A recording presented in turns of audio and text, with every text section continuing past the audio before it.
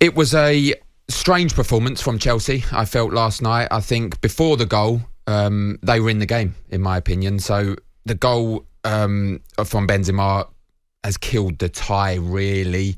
Although we will talk about this, and I'm sure you have different views. I still think Chelsea are in the tie, to be honest. On what basis? On the basis that, you know, a 2-0 result is always a difficult one. If you're at home, the crowd are going to be on top. The league's form's terrible. The league's done. Probably European football's done more than likely. So this is the last chance saloon for the season to gain anything. And I think when the crowd's on side, you get one early goal, the game's on. I think they'll need to score 3 because I don't think they'll keep Real Madrid out. I think Real Madrid will score. They need to score at least 3. But the tie's not over just yet. I think the Man City-Bayern Munich tie is more over than this one. Wow. You hit the nail on the head there. They're not going to stop Real Madrid scoring at the Bridge. They can't score goals themselves. They had no focal point in attack last night. It's been a big problem this season. We'll get into that in just a few moments' time. But let's hear from Frank Lampard, interim manager at Chelsea. Here's what he had to say after that defeat in Madrid. The door is open. It's up to us whether we want to kick it open further next week or not. That's my immediate thought. I think there's a mixed emotion about the game. I think for the period of 11 men, we were in the game and we had some chances, and I think we can do better. And I think I've been here a short time, and there are definitely things I think that we can utilise our strengths better, especially with the system of the wing backs. We can be more urgent in giving a problem with that. So those are things for myself and the staff and the players to work on, because I could see opportunity there tonight in ways that we didn't quite take. Spirit at the end of the game, great. 10 men here for half an hour, like, you understand that a lot of things could happen in that, and I don't think we gave them lots and lots of great chances. So I like that part of it, and we have to believe. I need to be the first one that believes that this is possible. We have to believe. The door is open, says Frank Lampard. Chelsea fans, do you agree with that assessment? 03 717 22 3344 is the number. You can text us 81089 or tweet at talkSPORT. Morning, Crookie and Darren. Chelsea, another tepid performance. They don't run. It's pure basic football. Unacceptable. It led to the goal. Schoolboy defending. No desire in capital letters. No fight. And no leaders. That's the first text message we've had this morning. Here's my issue with Chelsea last night. The reaction on television, and it's difficult when you're having to assess a former teammate as the likes of Joe Cole were, but it was almost like Chelsea were plucky losers in the Bernabeu. They've spent £600 million. Plucky losers away from home in a Champions League quarter-final.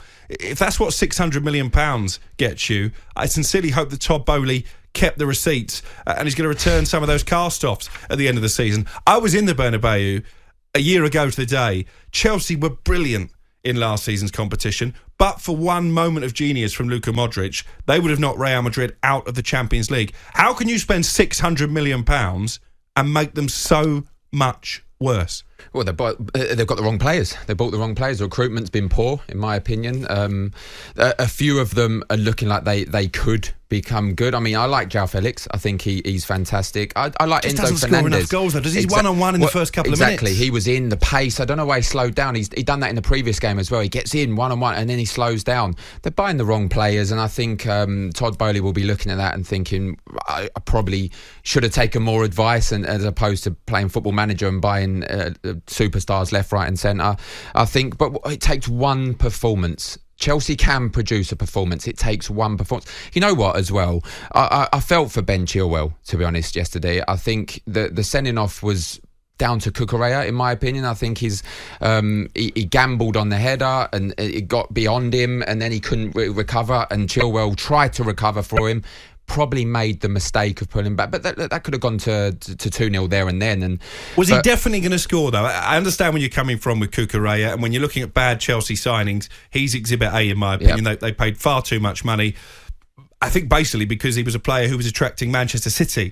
The clue was that Manchester City walked away from the deal when it became too expensive, and Chelsea actually ended up paying more than Brighton could have dreamt of. But if you're Ben Chilwell, did he have to make that challenge? Is it definitely going to result in a goal if he doesn't? No, it's not. It's not. But he made the decision that he felt... It was one of those as well that he could have half got away with it. If it was in the Premier League, he may have got away with that. It was just, the Real Madrid players, they're smart, they're clever. He knew if he gets a touch, he's going down, it's a red card. So, no, of course it's not a definite goal. But if it was, it could have got even worse.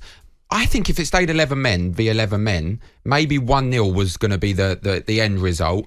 And that would have been a great result for Chelsea. 2-0, you're almost out of it. I still don't think the tie's over. Like I said, it takes one performance. This is it now. Like we said, this is last chance saloon for Chelsea to gain something on the. I mean, they get through this, same as Real Madrid. You're facing Manchester City. You're annihilated by Munich on Tuesday. So it's going to be difficult for Chelsea. But if Frank Lampard could somehow produce a performance and the result, you're even smiling as you're saying that, because Frank Lampard has lost 13 of his last 16 matches as a manager.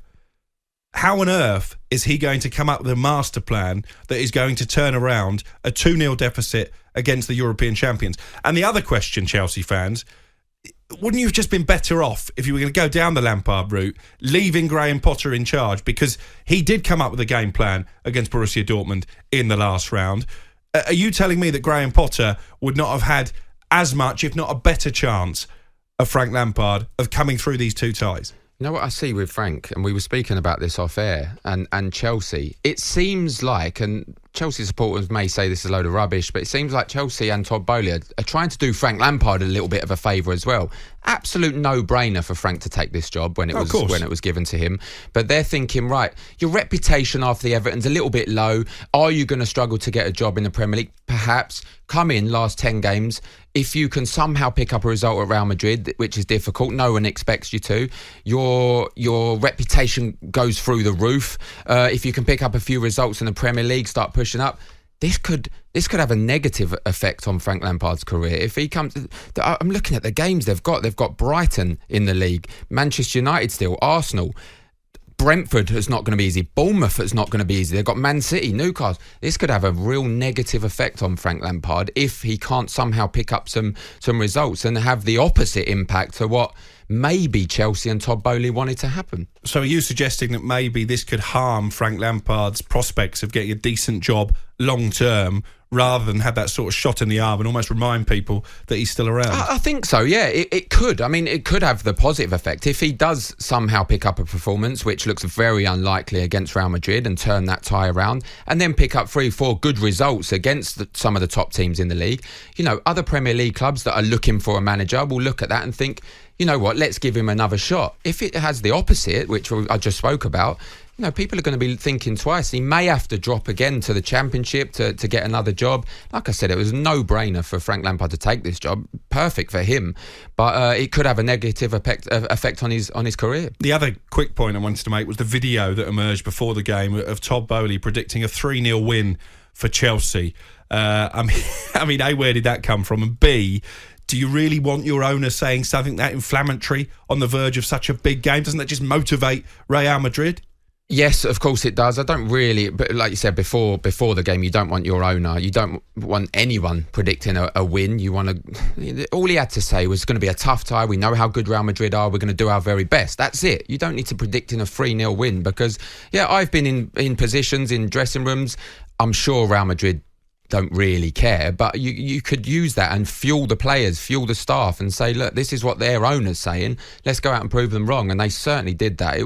It was a one-sided game after the first goal. Before that, I thought Kante was fantastic, not fit enough at the moment. That's why he can't see out the game. But other than that, there weren't many pluses for Chelsea. I'm sure they might get 3 goals between now and the end of the season, Chelsea, although you wouldn't necessarily stick your mortgage on it. 03717 223344. Chelsea fans, let us know your views on the performance last night. Where do you stand now with Frank Lampard's emotional return? 2 games, 2 defeats, yet to score a goal. Difficult game, as Darren Ambrose alluded to, against Brighton this weekend.